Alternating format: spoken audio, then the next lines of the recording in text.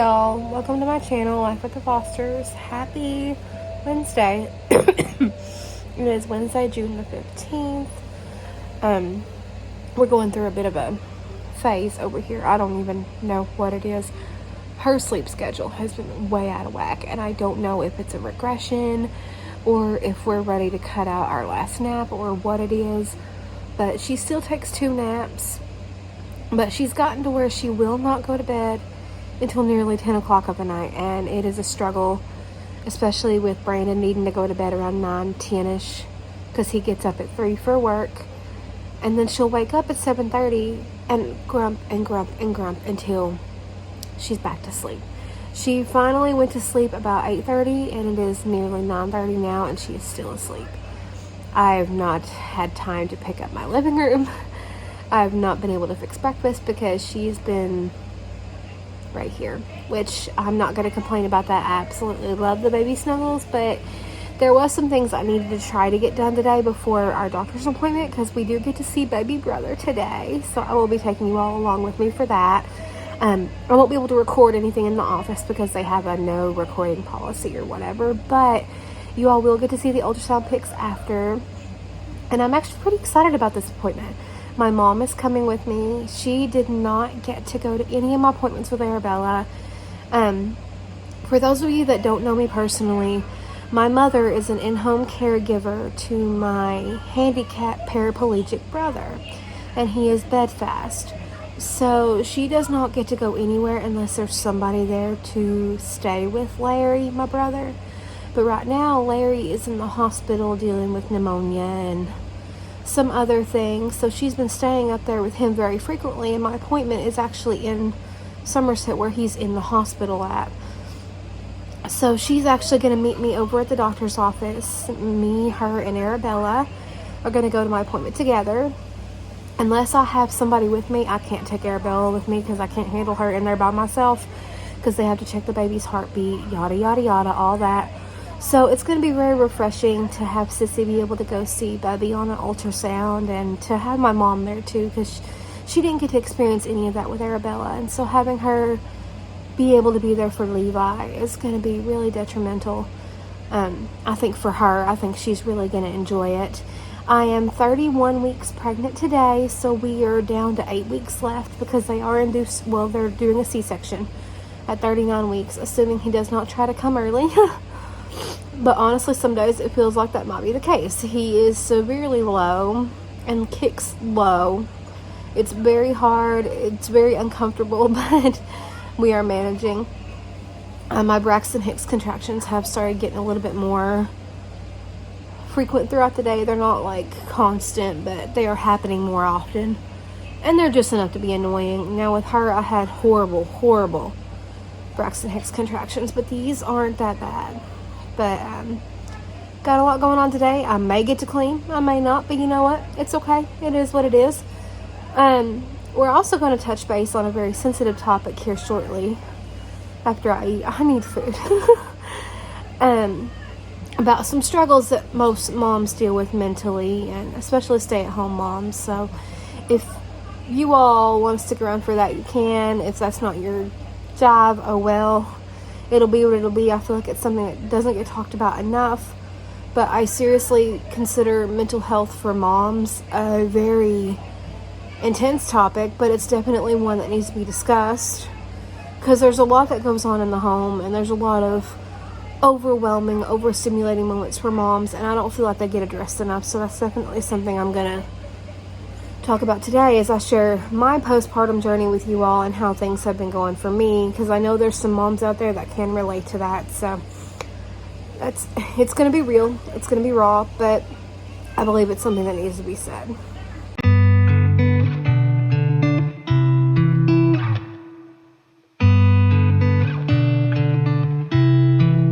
She said I won't be back in a while, don't wait. Already packed her bags, called a cab, made space. And she said I won't answer if you call me when you're lonely.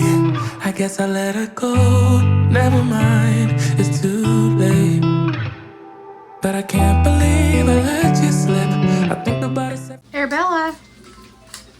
Hi. So she's now up from her nap. Well, whatever that was. I don't know what that is, honestly. This is day 3 of that, and I just do not know. But she's in a good mood, so we'll roll with it and see where we go from there. Alright, so it's going on 10:30 now. We have had breakfast. The girl is occupied with her contraption. But she's occupied, that's the point.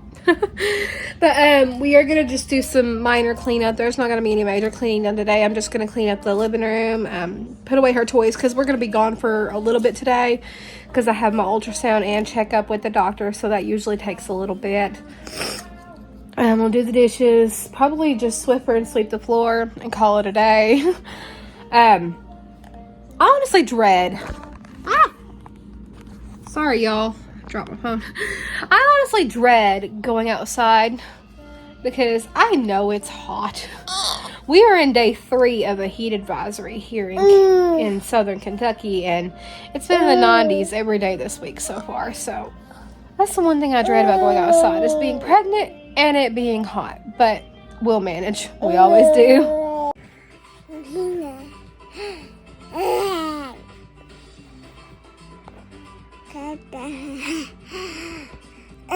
That doesn't work, babe.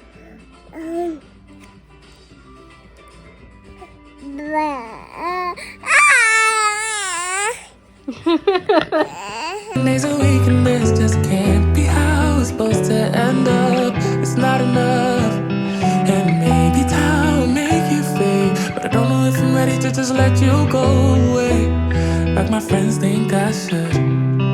Cause what if I just wanna be with you? I don't know what the hell I'm gonna do, but honestly I can't remember if you love me, or maybe I'm just feeling lonely, I don't know. Just let her go. She got herself a guy, and he's good, no he's great. Everything she wanted packed behind the pretty face, but I kinda hope he breaks her heart into little pieces and let me pick them all back up and put them back together. But I can't believe I let you slip. I think about it 7 days a week, and this just can't be how it's supposed to end up. Cause what if you should really be with me? I wonder what the hell you didn't see. But honestly I can't remember if I loved you, but it feels like I did when I think about you now.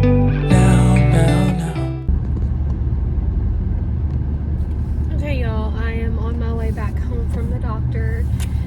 The dishes were literally the only thing I got to do before I left the house. I'm about 99% sure Sissy's cutting another tooth or something of the sort, because she'll take both of her thumbs and just stick them far back into her mouth and just chew. And she'll chew on anything she can get her hands on. Blocks, anything hard, she wants to chew on it. So I think that's kind of what we're dealing with, is like this weird growth phase / teething, I don't know, but she just did not feel good. She just wanted to be held and snuggled. So like any mother, I dropped it and I held my child until we had to leave to come up for my appointment. Everything is looking good with baby boy. He's growing as he should. He is measuring 4 pounds 6 ounces, give or take 10 ounces. That's what the ultrasound tech said, but I mean, he's looking good. Everything's good. His heart rate was 150, so beating strong. There's no concern as far as the baby is developmentally. However, my blood pressure is coming back from the grave to haunt me.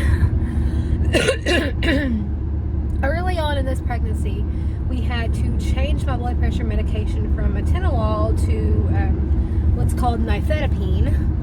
And my blood pressure had been running really well until here recently, and today it showed. And the doctor is concerned about that. So I have to come back next week. They'll do a fluid check via ultrasound on the baby to make sure the baby's fluid looks good. I'll get a Doppler, and I'll also have what's called a non-stress test, which is where they'll hook the baby up to a monitor, make sure I'm not having any contractions, anything like that, anything that could potentially stress out the baby. Which I did have a couple of those in my pregnancy with Arabella, but it wasn't because of my blood pressure, it was because of severe Braxton Hicks contractions. So that's fun. fun stuff happening. And then from then on out, because of my blood pressure, I'll have to come back twice every week, which is not something they typically do here until you're 36 weeks. You start doing your bi-weekly checkups. So yeah, I guess I'm not kind of excited about that, because especially with gas prices being the way they are right now, they're getting closer to $5 a gallon here, and so that's just going to be a lot of traveling on my end. And honestly, it takes a lot out of a person mentally and emotionally, having to constantly travel and worry like that. You know, I didn't have this bad blood pressure issue with Arabella. Of course, I have chronic blood pressure, but I feel like it's gotten worse with this pregnancy, and it's really rearing its ugly head. So that's something that we're just mainly trying to cope with right now. Arabella is currently conked out. She was fussy most of my appointments, so I knew she was ready for a nap. She hasn't had a nap today. This is excuse me, her first nap. Sorry, I had to stop by Burger King and get me a Sprite. I'm feeling a little queasy, so I'm hoping maybe by just taking one nap a day she'll rest better. Like, she was grumpy as all get out the entire time, but hey, if it gets her on a better sleep schedule, I'm all for it. But I'm going to take a moment while we're just driving down the road here, and I'm going to talk to you all a little bit about my journey, and tell you all a little bit about myself, because in order to really get my point out, I kind of got to tell a backstory. So this is not going to be your traditional vlog. This is going to be a real raw, touchy-feely kind of thing, but I feel like it's something that needs to be addressed. I grew up as the youngest of 5 siblings. I had 4 older brothers. I was the youngest and the only girl. My mother had 2 boys. My dad had 2 boys, and I'm the only child that they had together. I always knew growing up that I wanted to be a mom, because, you know, I saw my mom and the way she was with all of us. My mom and I never really truly saw eye to eye for the longest time, and in some ways we still don't, but I'm sure that's with every daughter and their mom, or even every father and son. You know, sometimes you just don't see eye to eye with your parents. But I knew, watching her be a caregiver for my oldest brother, that I wanted to be a mom, and I wanted to help nurture and raise a child.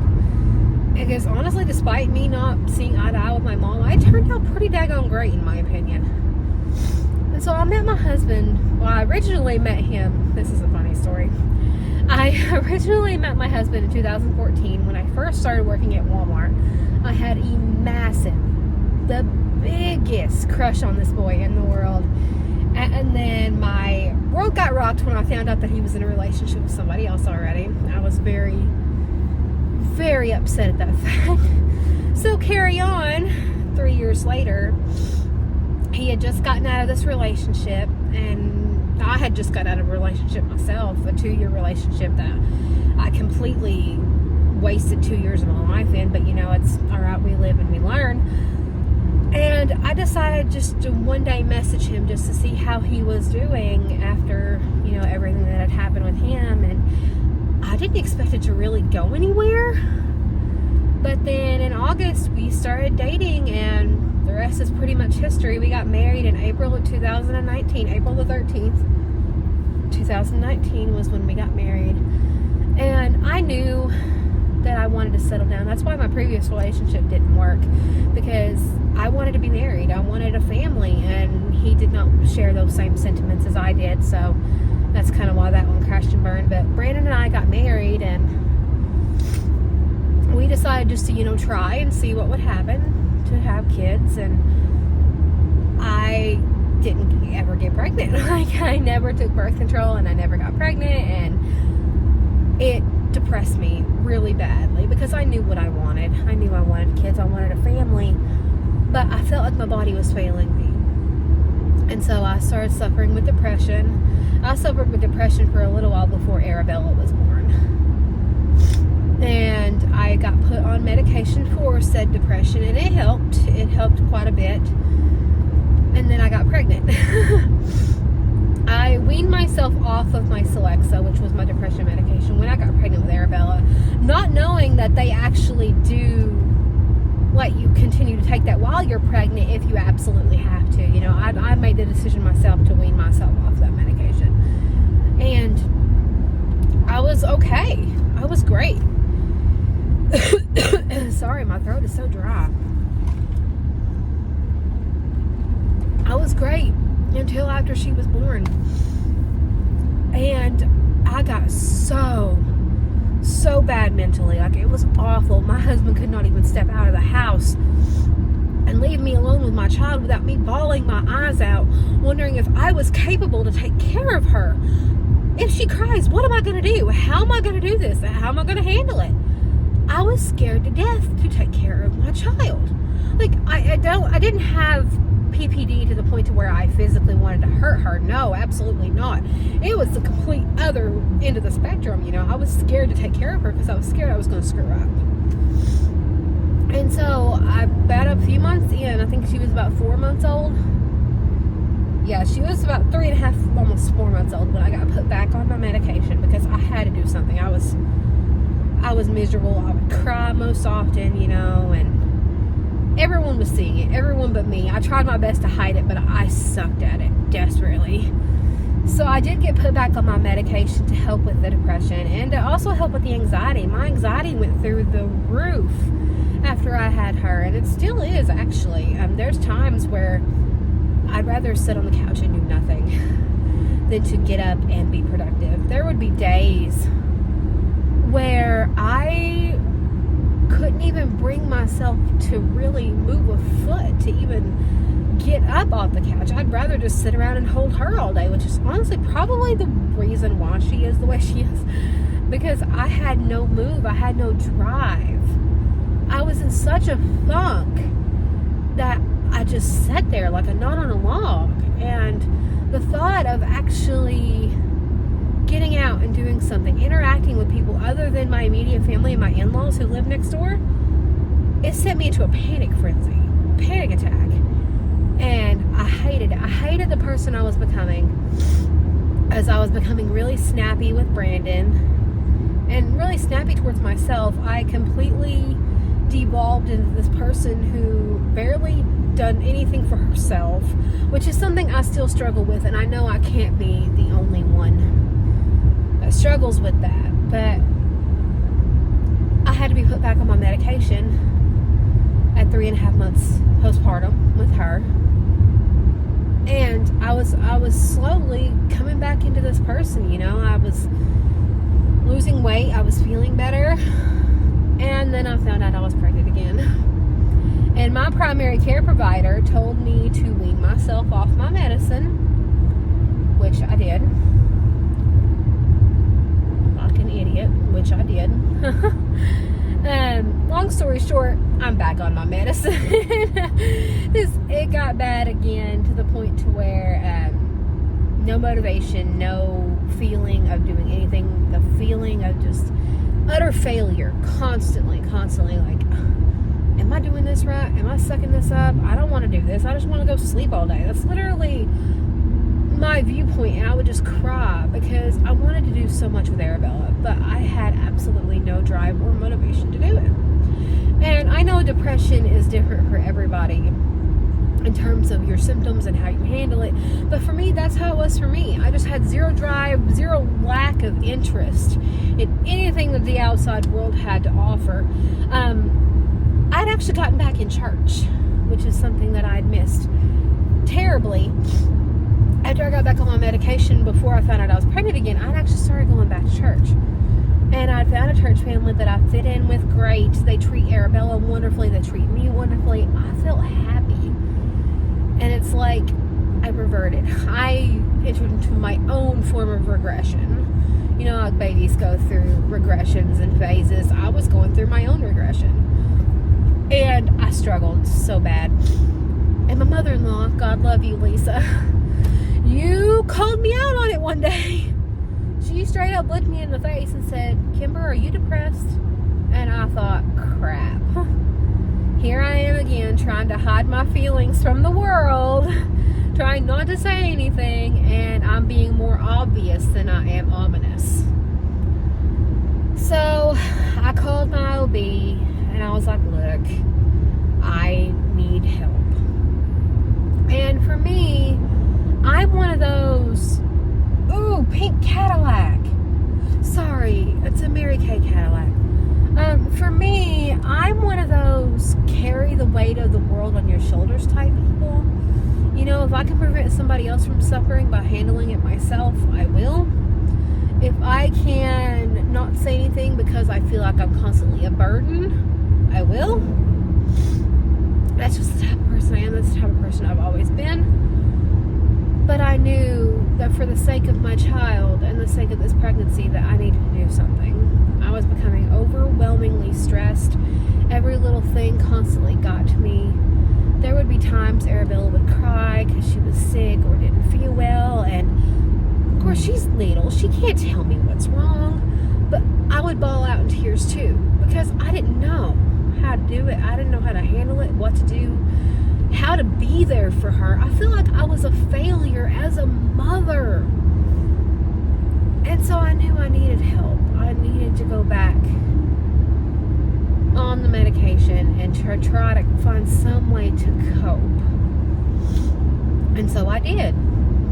And I can, as far as being a stay-at-home mom with mental health problems, I can only speak from the perspective of being a stay-at-home mom. I don't know how work moms handle it and stuff like that, but I know being a stay-at-home mom has been an absolute game changer in an almost negative way for me. Like, we had decided long before Arabella was born that I was going to stay home and care for her at home so that way we could keep our insurance.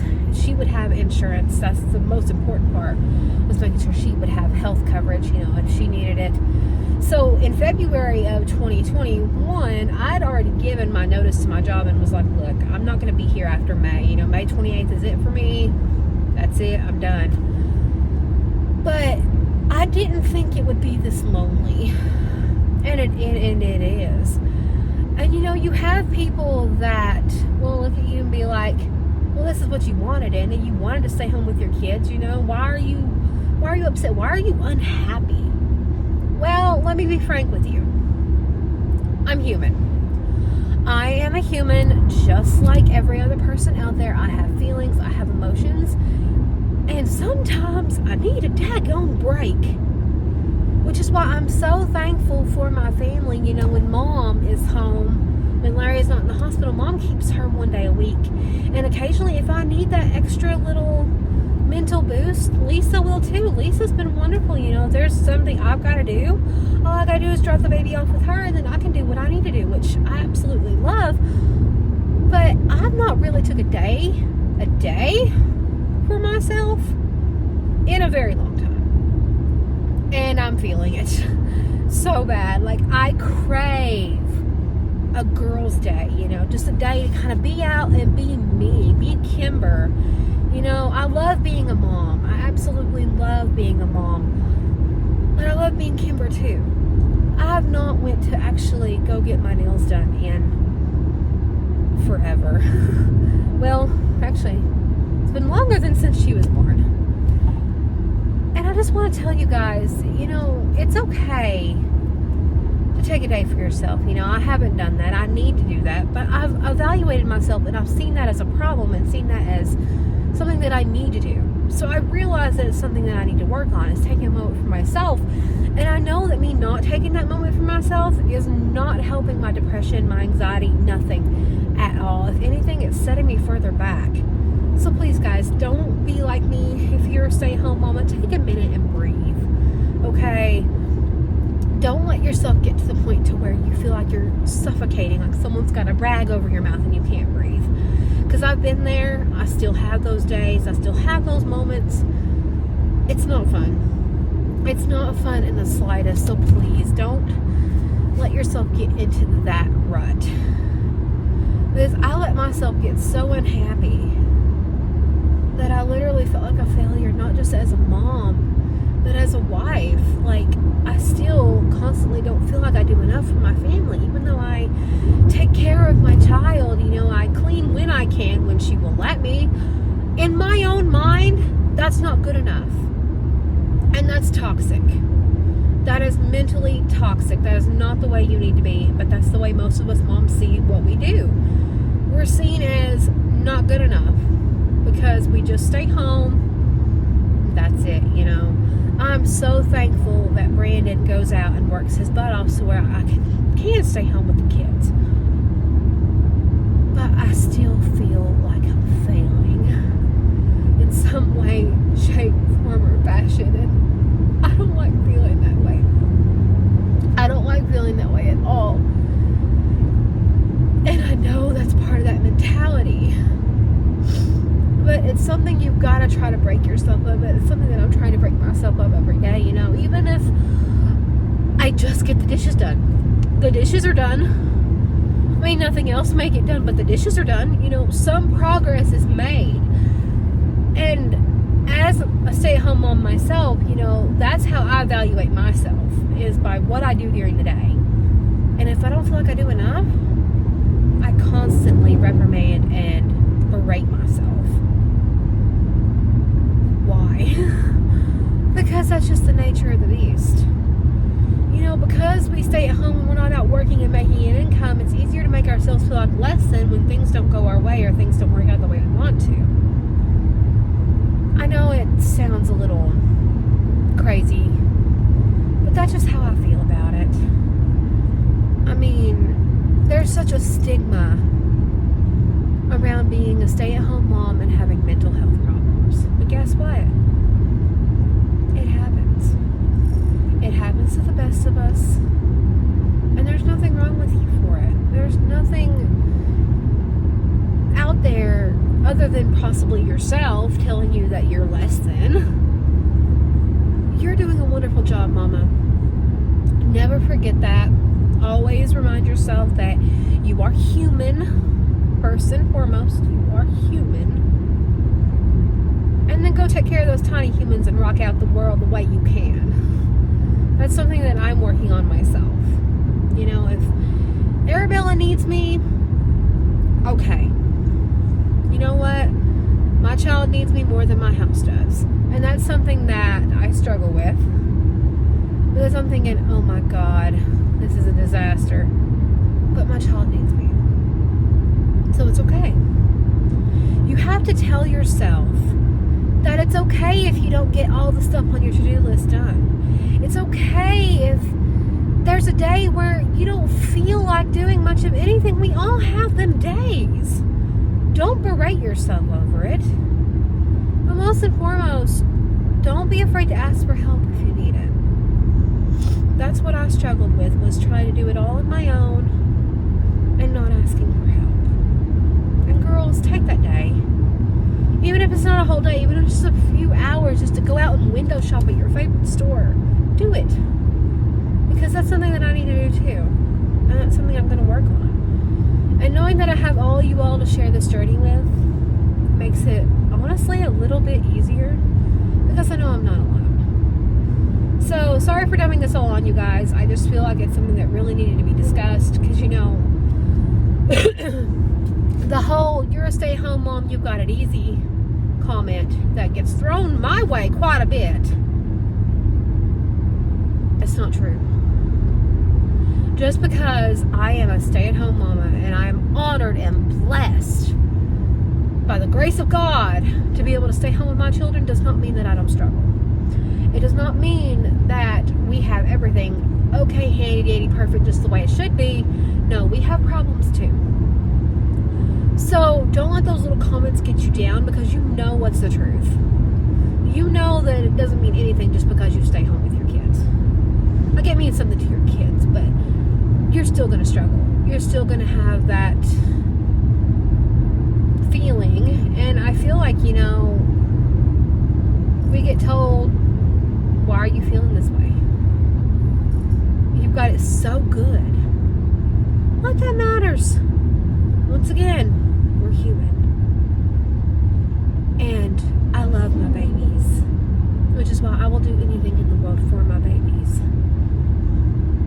But I gotta start taking care of me too.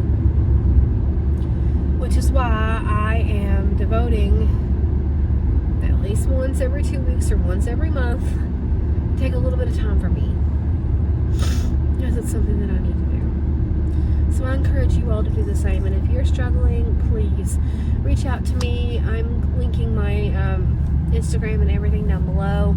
I would love to chat with you.